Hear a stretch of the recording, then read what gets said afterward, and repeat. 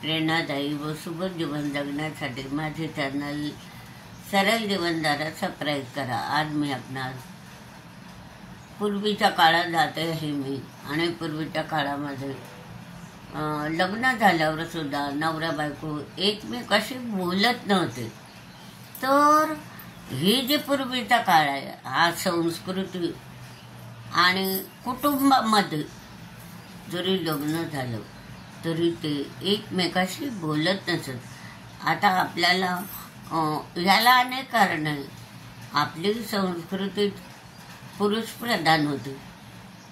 बायांनी काय करायचं, फक्त चूल आणि मूल सांभाळायचं आणि पुरुषांनी काय करायचं, बाहेर सामाजिक कामं करायचे। आणि बाई घरामध्ये काय करते तिच्याकडे लक्ष सुद्धा द्यायचं नाही। तिनं स्वयंपाक करायचा, मुलं सांभाळायचे, तिला असं काही बोलण्याचा सुद्धा अधिकार नाही किंवा तिला काही आपली विचारायची गरज नाही असं पुरुषांना वाटायचं। म्हणजे पुरुष प्रधान संस्कृती होती। तर मग असं सामाजिक नियम असतात। तर पूर्वीच्या समाजात असं लग्न झालं तरी बायांच्या संबंधावर सुद्धा कठोर सामाजिक नियम होते की लग्नानंतर लगेचच बोलणं चालणं हे बायांना पुरुषांना जणूकही वर्जितच होतं। तर अशा प्रकारचे कठोर नियम त्या काळच्या बाया सहन करत होत्या। आणि हेच काय असे पुष्कळ नियम होते। डोक्याचा पदर खाली पडायला नको, सासरा सुनेच्या बोट्या भरून चप्पल घाला, कितीतरी नियम। म्हणजे ही पुरुष प्रधान तेव्हा आणि शिक्षणाचा अभाव।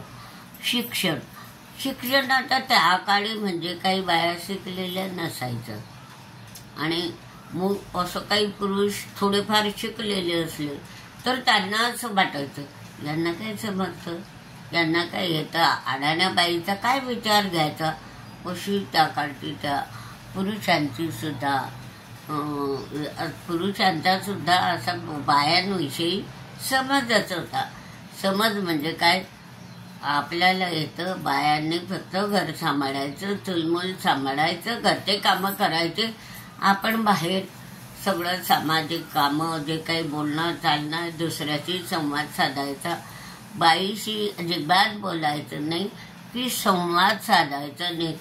एवढंच काय, काही काही कुटुंब असे होते की त्या लग्न झाल्यावर त्या बाईला त्या नवऱ्याशी तर बोलायची परवानगी नाही, पण ते सासू सासरे घरातील कुटुंब अशी एखाद्या घरात पद्धत असायची की त्यांच्याशी तिनं असं बोलायचं नाही, वर मान करून त्यांच्याजवळ बोलायचं नाही, फक्त असं काम करत राहायचं चुपचाप। असंही एखाद्या कुटुंबामध्ये असायचं की कुटुंबातील लोकांच्या मी बोलायचं, नवऱ्याशी तर नाहीच पण कुटुंबातील लोकांशी सुद्धा बोलायचं नाही। इतकी अशी वाईट प्रथा होती, पद्धत होती।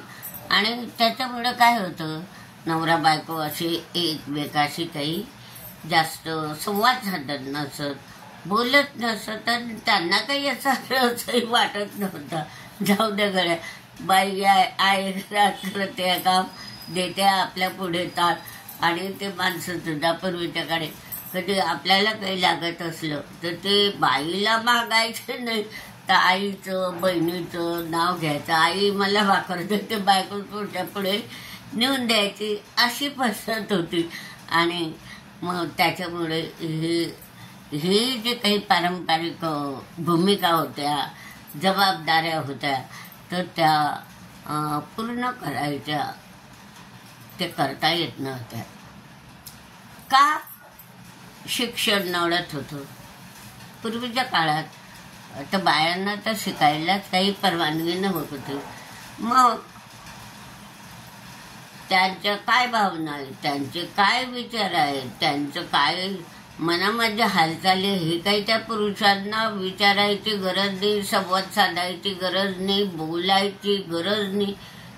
इतका त्यावेळी असा स्त्रियांना विषयी कठोर नियम काय पद्धत होती, सामाजिक पद्धत की ते असंच चालायचं. आणि अनेकदा असे नवरा बायको आले समजा जवळ, तो एकमेकाशी बोलायची असे खाली करत इकडे जा तिकडे जा, पण असं तोंडातून शब्द बोलणं हे सुद्धा वर्जितच असायचं. तर इतका काही अशा ह्या सामाजिक रूढ्या पूर्वीच्या काळी, आणि याला पुष्कळ कारणं असतात. तर असं आता आपल्या बायकोशी कसं बोलायचं याचं संशोधन सुद्धा जगभरातील विद्वान करीत असून खात्रीला उत्तरच मिळत नाही. तर तो तर पूर्वीचा काळ होता. मग आताच बरे खात्रीला बाईशी कसं बोलायचं हे जर मोठमोठ्या विद्वानांना कळत नाही तर तो पूर्वीचा काळ तर किती न बोलायचा होता, तिच्याशी बोलायचंच नाही. तर अशा वेळी लग्न झाल्यावर सुद्धा त्यांना वर्जित सामाजिक पद्धत अशी बंधनात राहावे लागे त्या बाईला आणि त्या पुरुषाला सुद्धा. जरी त्यांचं मनातून अशा भावनाही असला बोलायचं तरी त्यांना आवर घालावा लागेल. आई आहे समोर, बाबा आहे समोर, बहीण आहे, भाऊ आहे, अशा प्रकारच्या त्यांना आपल्या भावनावर आवर घालावा लागेल. आणि चुपचाप आपले त्याचं जेवण झालं तो सामाजिक कामं करीन, स्वयंपाक झाला, भांडे कुंडे, तर अशा प्रकारे चुपचापचं वातावरण होतं. काही मागायचं खुनखान करून करायचं, नाही तर बहीणचं नाव घ्यायचं तर ती बायकोच आणायची. अशा सुद्धा कितीतरी गमती जमती घडायच्या. पण ते किती अवघड पद्धत होती. अशा प्रकारे आता तर लग्नाच्या अगोदरच बाया किती, मुली किती, वरदा प्रश्न विचारा, काय शिकतो तो काय शिकतो.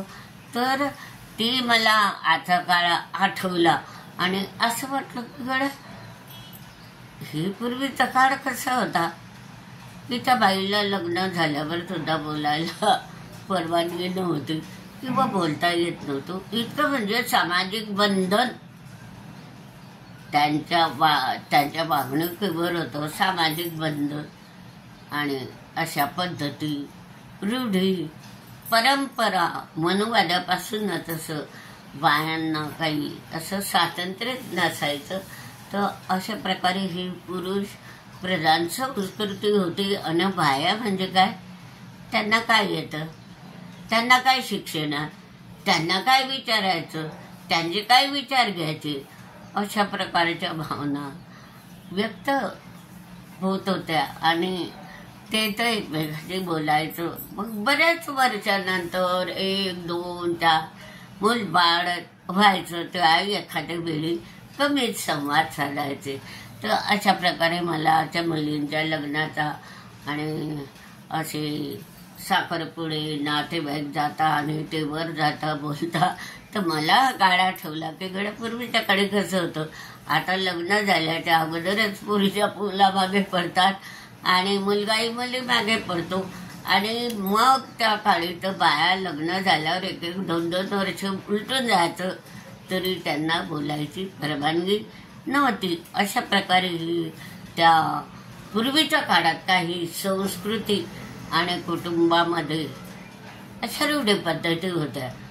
तर मला त्याची आठवण झाली आणि एक हास्यास्पद गमत म्हणून हा व्हिडिओ मी आपणापुढे सादर केला आहे.